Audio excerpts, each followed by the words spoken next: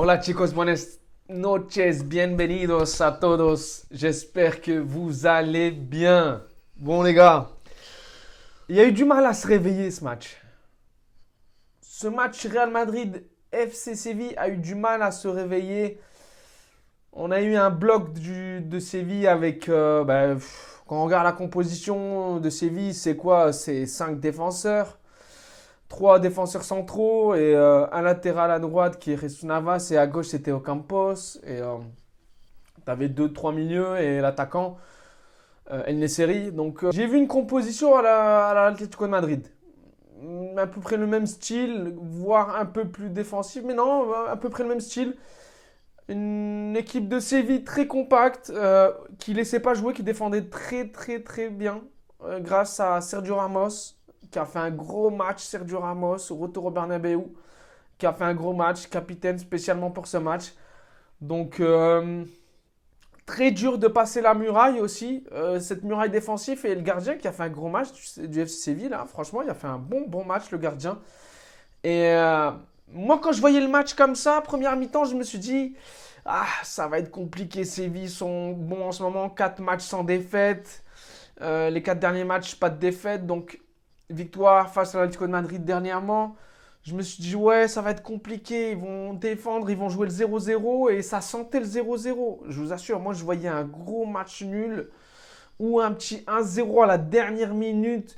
En fait, ce qui pouvait sortir le Real de cette muraille et de ce match nul, c'était une étincelle. C'était une étincelle. C'est ce qu'il fallait pour le Real Madrid, pour que le Real gagne en fait ce soir. Et l'étincelle est venue de qui? De Monsieur Lukita Fouettard Modric. Père Fouettard, c'était Luka Modric.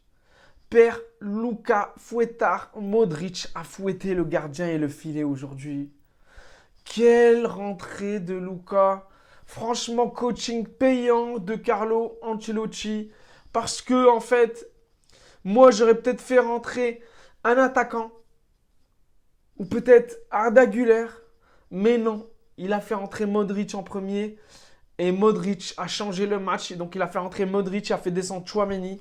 Et du coup, en défenseur central, il a fait sortir Nacho à la place de Modric. Et Modric est rentré et il a changé le cours du match. En fait, Modric, qu'est passo? Modric, il est rentré, il a été élu MVP en 20 minutes de jeu. Pour vous dire, la rentrée exceptionnelle. L'homme du match, l'homme du résultat, Luka Modric, les gars. Franchement, Luka Modric nous a fait une masterclass. Son but, il est magnifique. Rien qu'au contrôle, je savais qu'elle allait avoir but. Je l'ai vu contrôler la balle. Je me suis dit, il va tirer, si il tirait les buts. Et franchement, j'étais pas surpris en fait. Ce genre de but à la Modric, on les a vus plusieurs fois, les gars. Et combien de fois il nous a sorti des matchs compliqués, serrés, bloqués. Luka, franchement, c'est pas la première, c'est peut-être pas la dernière. J'espère le voir encore cette saison parce que je pense que ça va être sa dernière saison, Luka. Donc j'espère encore le voir cette saison.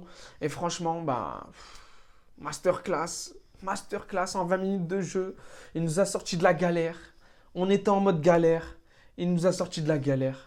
La vérité, si tu veux désactiver le mode galère, tu fais rentrer Luka Modric. Voilà, tout simplement. J'ai rien d'autre à vous dire. En tout cas, le Real a poussé, mais rien n'allait. Pourquoi? Parce qu'il manquait cette petite justesse devant le but. Cette petite finition qui n'était pas présente. Le dernier geste en fait ce soir qui manquait. Parce que franchement, je voyais des dribbles de Rodrigo, je voyais des dribbles de Modric, je voyais des dribbles de Brahim Diaz, je voyais des dribbles de Vini. Mais il manquait ce petit truc qui fait qu'il y a but. Certes, il y a le gardien qui a fait des arrêts, mais parfois il y a un manque de justesse, le dribble de trop, ou peut-être le tir de trop alors qu'il fallait faire la passe. Donc, manque de justesse aujourd'hui. Fallait la petite justesse croate pour finir un peu le match et nous donner la victoire. Cette justesse croate, elle est arrivée. Heureusement qu'elle est arrivée parce qu'on aurait fini avec un vieux 0-0. Franchement, quand je vois le match d'aujourd'hui entre Chelsea et Liverpool et je vois le match de ce soir, je me dis il y a un écart qui est immense. Même si, bon, le Real, ils ont poussé. En fait, Séville, ils ne donnaient pas envie de gagner. Séville, ils n'étaient pas venus pour gagner le match. Ils étaient venus pour un vieux 0-0, j'ai l'impression. Quand tu voyais qu'ils partaient en phase offensif, ils revenaient. Ils étaient tranquilles. Ils se disaient, bon, on fait quoi? Je te fais la passe ou pas? Je sais pas. Ils n'étaient pas là pour... Il n'y avait pas la grinta pour gagner le match côté sévillan. Le Real, il l'avait, mais il manquait un peu de justesse. En tout cas, on a une composition plutôt inattendue de la part de Carlo avec un 4-3-3. Brahim, Rodrigo en pointe et Vini à gauche. Bellingham, non, Bellingham il manque malheureusement. Oui, Bellingham il manque parce que Bellingham dans ce genre de match il aurait pu faire la différence.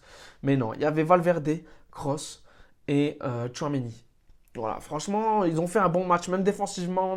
Le retour de Rudiger, il a fait un très bon match, Rudiger. Nacho, il a fait un bon match, voilà. Même s'il est sorti, il a fait un bon match. Mendy, Vasquez, Lucas Vasquez, Cafu, il nous a sorti une... Franchement, il a sorti un gros match. Cocard dans la gueule. Dribble. Son but, malheureusement, pour moi, il y a but. C'est dur, mais il y a but. Mais l'arbitrage, on ne va pas en parler. L'arbitrage, c'est le pire. Franchement, je vais finir par faire des reportages à la Real Madrid TV. La vérité, je vais faire une vidéo arbitrage, les gars. On va parler arbitrage espagnol et on va comparer l'arbitrage espagnol aux autres championnats parce que c'est une catastrophe.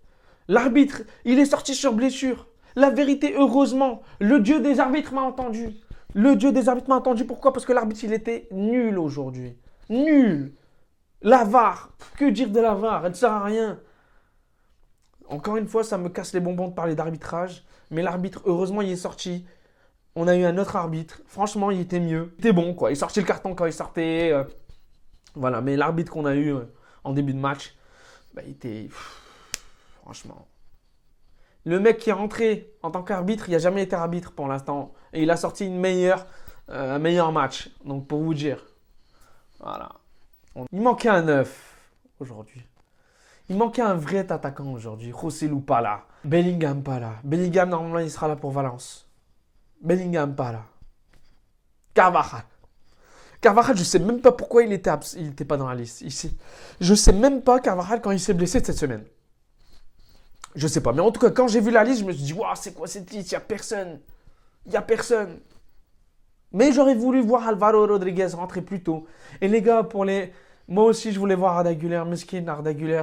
Il allait rentrer, mais dès qu'il y a eu le but, il est retourné sur le banc. Et juste après qu'il rentre, c'est Ceballos.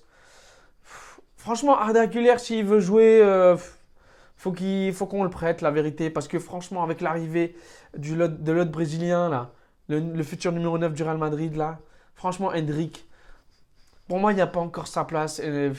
À moins que Kroos, à moins que Modric. De toute façon, si Modric y part, Arda Güler peut prendre la place à Modric la saison prochaine. Mais si Modric prolonge et Kroos prolonge et que Ceballos est encore là, il faut prêter Arda Güler. Voilà. Franchement, parce qu'Arda Güler, dans ce genre de match où c'est galère, on ne va pas le voir.